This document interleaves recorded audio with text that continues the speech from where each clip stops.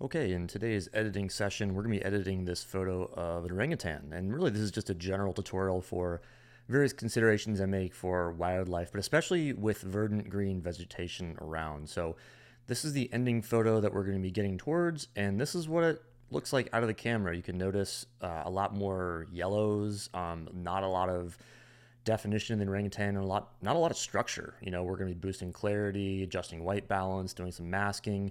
So yeah, without further ado, let's get into how to edit this shot. And I will say, as we're waiting for this to load, that was fast. What I was going to say is so much of editing wildlife photography begins with the selection process, meaning which photos do you select and how do you cull your images down and how do you spend the time, like I'm about to show you, working on your strongest images. So the reason I like this shot so much is the orangutan's looking at me. It doesn't have a grimacing look or an aggressive look. It's just a curious look. We're getting some good light on the eyes. And I really like how the scene is split into halves. This goes against the traditional rule of thirds, but I find this to be a really useful image when we're thinking about things like presentations or marketing. This is a great scene to put text on the left-hand side while the animal's really featured very prominently and looking really good. I also love the side lighting that's happening. We're getting light at an angle from its left side. So it's a nice gradient of light. And of course, the orangutan's just looking good. It's in sharp focus.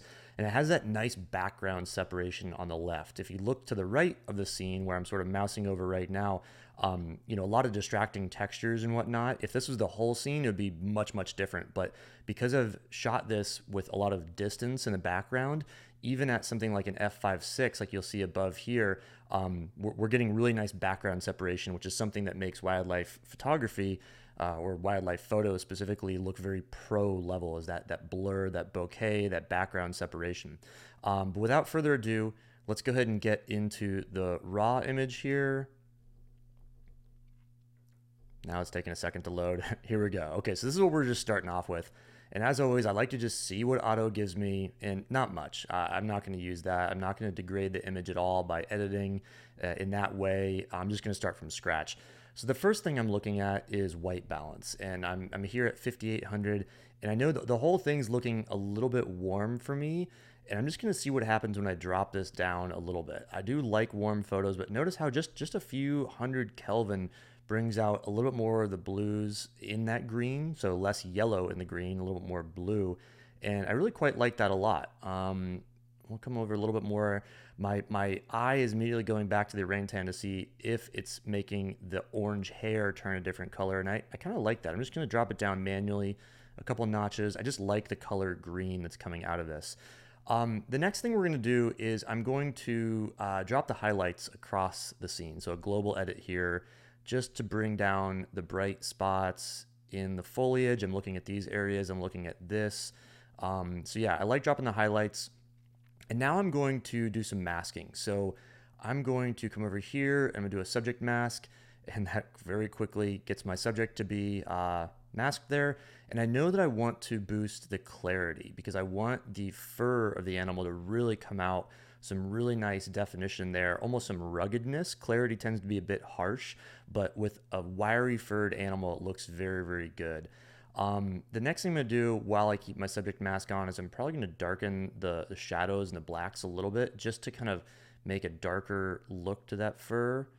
Go the other way. Yeah, just to make it really kind of dark. Yeah, but this obviously makes the face too dark. So now I'm gonna come over here and add a new mask, and I'm just gonna do a brush over the eyes. I'm gonna make this smaller, and I'm just gonna brush the eyes and then this side of the face because I do want to bring out some light, particularly right here. I don't want light all over the animal, but just the dark spots, because as you'll see here in a second, boosting exposure, all of a sudden now that obviously lightens, but we're connecting with the animal more. I think that's the key thing. So we're connecting with the animal more.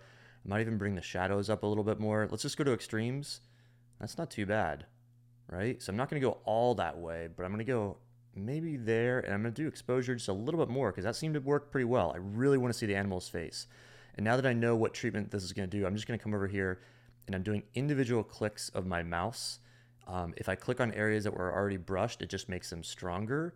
But just notice how I can now just just tap on exact areas that I want, really focusing on the eyes, the nose, the bridge of the nose, and I like that a lot. So very cool. I'm gonna come over back here to the whole animal and just see about boosting contrast because I want to make the animal look dramatic. So contrast darkens the darks and lightens the light. So watch when I go to extremes, obviously far too much.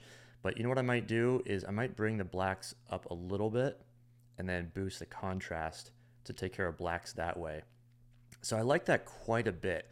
Again, it's just some nice soft light. I think it took some of the angled light out, which is not exactly what I want to do. So I might come back in here again and darken this just slightly. But I think if we don't connect with the animal, if we don't see the animal's face, how we're seeing it right now, we really lose a lot of integrity in the shot. So I'm gonna come back, I'm just gonna hit E to go to my main editing panel, and now start thinking about more global edits. So I might want to come over here and I'm actually going to desaturate the background because I think it's a little bit too green. It's how it came out of the camera, but watch what I do here. If I go to masking, create a new mask, subject mask, I'm going to hit X and do the inverse. And so this way I can come down here. I'm not going to do much. I'm just going to hover over the number there and just dial this down a little bit. Notice how it's just desaturating slightly.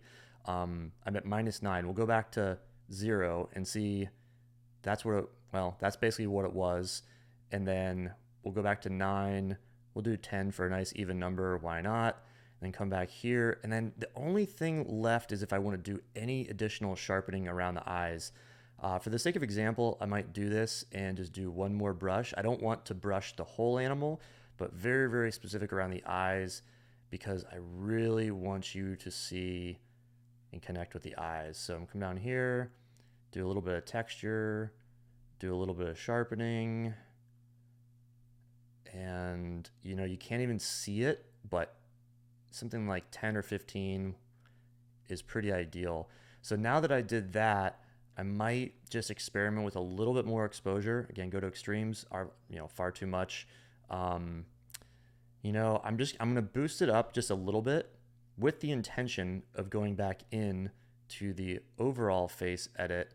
And now I'm gonna bring the exposure a little bit down because I actually like the idea of seeing that angled light, and that's where I'm gonna end up right there. So I like that a lot. The only final thing that I might look at just to see is what's going on with the hues.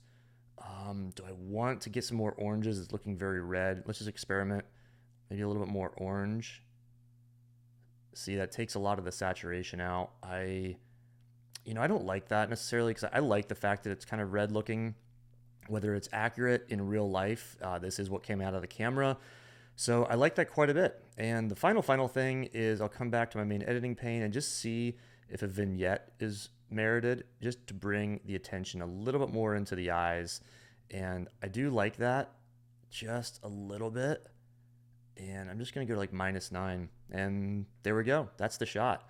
So let's see the before, let's see the after, and yeah, that's the one. There we go.